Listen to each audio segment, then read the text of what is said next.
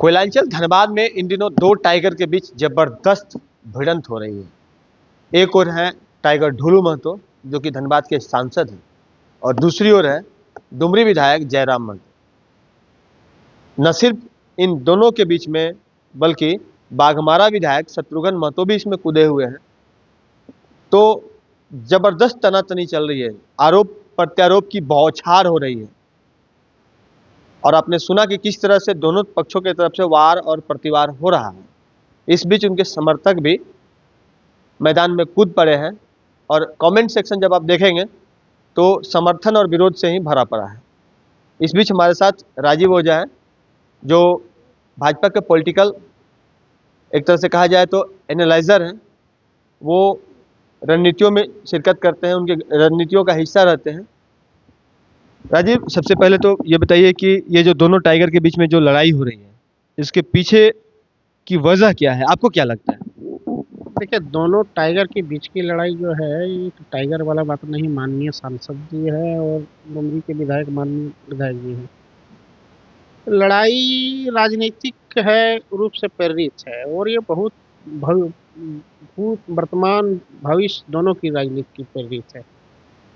Actually ये राजनीति जब भाषा आंदोलन जब हुआ है ना, तब से ही शुरू है ये लड़ाई। कभी ये दोनों एक साथ बैठा करते थे, दोनों एक साथ ही बैठा करते थे।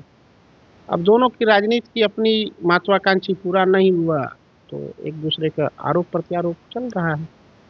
लेकिन अभी जिस तरह से चीज़ें सामने आ रही हैं और कहा जा रहा है कि लगातार हमलावर हैं जयराम महतो और उनके जो ढुलू महतो तो अभी बाहर हैं, तो जयराम जो इतने हमलावर हैं, इसके पीछे की वजह क्या है?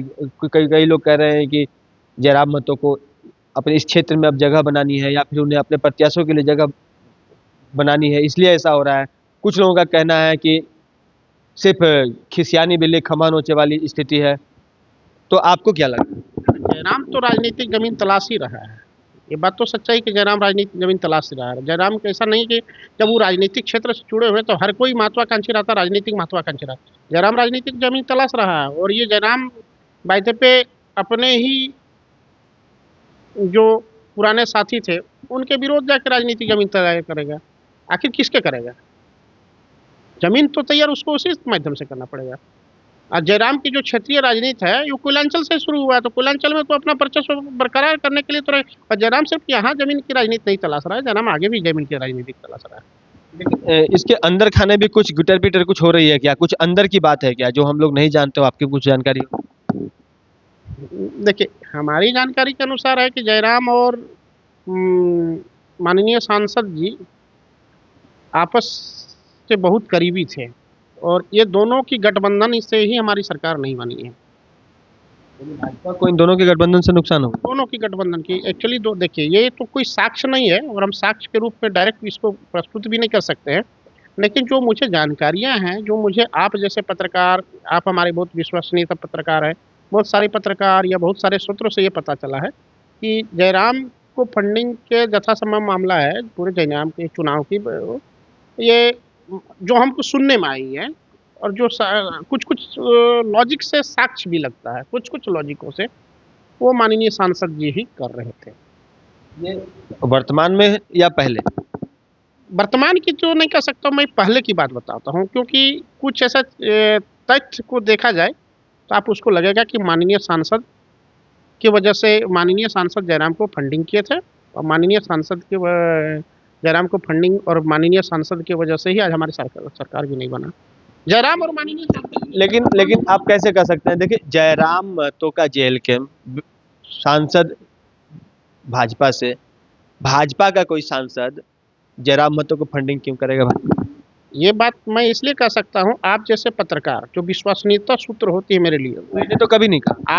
आप जैसे, मैंने आपकी बारे नहीं बोला, मैंने आप जैसे पत्रकारों को अब एक कुछ कुछ तथ्य के सामने आती है।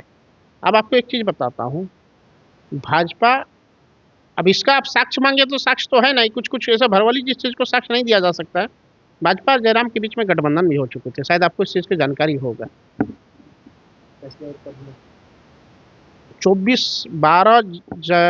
12 अक्टूबर शनिवार दिन, विजयादशमी के दिन था, भाजपा के बाबूलाल जी के बहुत विश्वास पात्र व्यक्ति जयराम से संपर्क किए थे। इसमें वो 5 सीट 6 सीट पे वो मांग रहे थे भाजपा के कुछ व्यक्ति। अब ये बाबूलाल जी तो गठबंधन नहीं कर सकते हैं, लेकिन एक जो तौर तरीका होता है वो हमको भी सुनने में आया है। 5 सीट दे चल रही थी, उसमें से एक था टुंडी, डुमरी, गोमिया, चंदन क्यारी और सिल्ली, और ये बागमारा मांग रहे थे, तो बागमारा नहीं दे रहे थे। उसके बाद का देखा जाए तो उसके बाद इन लोगों को करीबी बढ़ा था सांसद जी का। आप एक चीज़ को देखिएगा कि जयराम जी कभी भी सांसद को आज विरोध कर रहे हैं, चुनाव के वक्त कभी विरोध नहीं किए हैं, और ना ऐसे मामले में विरोध किए हैं। यथासंभव देखिएगा कि मित्रवत ही ज़्यादातर संबंध, सोशल साइट देखिएगा तो एक दूसरे के मित्रवत ही है। तो ये गठबंधन जो हुई थी, और जयराम का भी बयान देखिएगा कि मुझे 12 सीट का ऑफर आया है, 10 सीट का ऑफर आया है चुनाव के टाइम में, तो कुछ न कुछ तो बात था, ऐसा नहीं है। लेकिन मेरे जो सूत्र है मुझे कि 12 जनवरी के कुछ हुआ था, उस 12 जनवरी के बाद 13 जनवरी को शायद चिटाही जयराम आए थे, और चिटाही में आके सांसद जी से भी मुलाकात हुई थी। चिटाही का फोटो भी वायरल है, वैसे फिर 13 जनवरी का 13 अक्टूबर का फोटो भी है।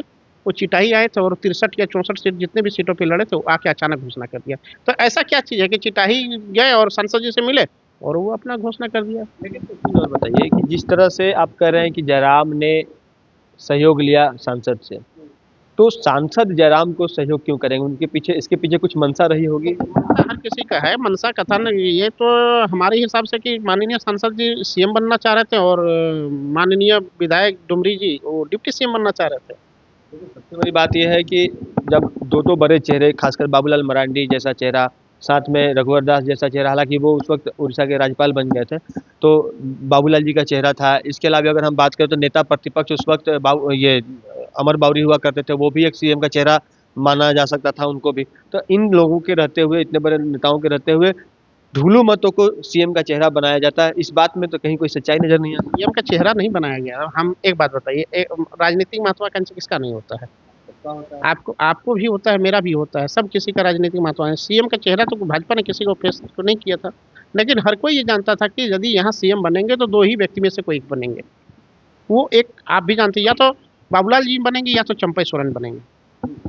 और बाबूलाल जी यदि आज सीएम होते तो झारखंड का विकास, और झारखंड को जो वाजपेयी जी ने जिस सपना देखा था झारखंड को, वो पूरा होता। माननीय प्रधानमंत्री मोदी जी और माननीय गृह मंत्री जी भी चाहते थे कि वाजपेयी जी का सपना वाला झारखंड हो और बाबूलाल जी को सीएम बना जाए। लेकिन झारखंड जो अलग हुआ था आदिवासियों के लिए हुआ था। देखिए, भाजपा में ही भाजपा का दुश्मन है, बाबूलाल जी का भी दुश्मन भाजपा में ही है। बाबूलाल जी को सीएम नहीं बनने देने वाले यदि हैं तो भाजपा के ही व्यक्ति हैं। आज वो तो त्याग पुरुष है जी। नक्सली का शिकार किसने किया? आज तक कोई नेता हुआ है क्या?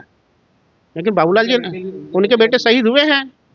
वो विकास पुरुष है। जितने 2.5 साल में विकास का काम किया। हाँ, हमारे रघुवर सरकार भी विकास का काम किया, रघुवर जी भी बहुत अच्छा विकास किए, लेकिन तुलनात्मक देखा जाए तो जो आप 5 साल के कार्यकाल में किए हो, 2.5 साल के कार्यकाल में किया है। वो एक संयोग था। आदिवासियों को देखे, आदिवासी को मुख्यमंत्री, भाजपा के संगठन में आदिवासी को मुख्यमंत्री कुछ भाजपा के कार्यकर्ता को ही हजम नहीं हो रहा है।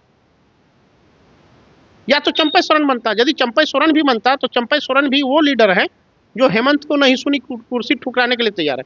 आज ये जितना भी आपका घोटाला, कोयला चोर, लोहा चोर, तांबा चोर, ये जो नजर आ रहा है, बाबूलाल या चंपई यदि बनते तो नहीं होता, ये तो कन्फर्म है। यानी कि वर्तमान सरकार भी बहुत अच्छा काम नहीं कर रही, आप ये कहना चाह रहे हैं?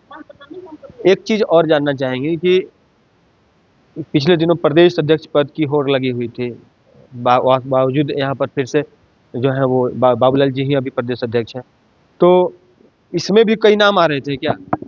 उनमें नाम प्रदेश अध्यक्ष में तो काफी नाम है, ऐसा नहीं है कि नाम नहीं थे। गुरु जी का भी नाम? भाई राजनीति में है, सम्माननीय सांसद जी हैं तो नाम रहना स्वाभाविक है। उनका नाम अब ये तो ऊपर वाले बताएंगे कि नाम किस लिए नहीं आ पाए, क्या षड्यंत्र था, किसके माध्यम में, कुछ तो बात रही है। सांसद जी भी के पीछे कोई न कोई राजनीति हुआ होगा। ऐसा नहीं कि सांसद जी के साथ राजनीति नहीं हुआ, राजनीति भी सांसद जी के साथ भी हुआ होगा। तो अभी बीजेपी जो है वो किन चेहरों के साथ आगे बढ़ने का प्रयास कर रही है? ओबीसी चेहरा, एससी चेहरा, या फिर अगर कहें तो जो पुराने चेहरे थे उन चेहरों का? भाजपा जात की राजनीति नहीं करती, जमात की राजनीति करती है। भाजपा कोई ओबीसी और ये और वो नहीं करता है, सभी वर्गों को लेके चलने वाला है, सभी वर्गों के साथ मिलकर काम करता है। संगठन को देखेगा तो संगठनात्मक रूप से देखेगा, संगठन अभी मजबूत है। एक चीज और बताइए, अभी बंगाल का चुनाव होने वाला है, क्या लग रहा है कि बंगाल चुनाव में भाजपा किसी का सहयोग ले सकती है, झारखंड का से जुड़ा हुआ कोई नेता या फिर बंगाल से जुड़े हुए किसी बड़े नेताओं? देखिए झारखंड, एक बात बताए, राजनीति सहयोग, राजनीति में कुछ भी असंभव नहीं। राजनीति एक प्रैक्टिकल सेंटर है, कुछ भी प्रैक्टिकल किया जा सकता है, इसमें कहना मुश्किल है। हो सके, हमारी जानकारी के अनुसार झारखंड के कुछ क्षेत्रीय पार्टी से उनकी चल रही बात है। जयराम को हमने देखा था कि बंगाल में क्या लगता है कि बंगाल में भाजपा के साथ में डीएमके वहां पे संभव है, राजनीति में कुछ भी होना संभव है। आप इस चीज को देखें कि यहाँ शिबू सोरेन जी भाजपा के साथ सरकार बनाए थे, केंद्र में आपका कांग्रेस के साथ था। तो जब ये संभव है तो ये भी संभव है, संभव तो कुछ भी हो सकता है। बिल्कुल। तो जिस तरह से अभी राजीव ने बताया कि पॉलिटिक्स में सब कुछ संभव है, असंभव कुछ भी नहीं है, और कई तरह की बातें भी इन्होंने कही है। संभव है कि वो सच के करीब हो, सच के करीब ना भी हो, लेकिन ये इनका अपना ओपिनियन था। और हम भी अपने दर्शकों से आग्रह करेंगे कि इस पूरे बातचीत के दौरान आपको झारखंड की राजनीति किस ओर जा रही है, या फिर भाजपा और जेएलकेएम के बीच क्या संबंध है, सांसद ढुलू महतो और जयराम के बीच जो अभी तनातनी देखने को मिल रही है, इसके पीछे की वजह क्या है, वो आप कमेंट सेक्शन में डालकर जरूर बताएं। सहयोगी रोशन के साथ राजकुमार जायसवाल, 11 स्कोप, धनबाद।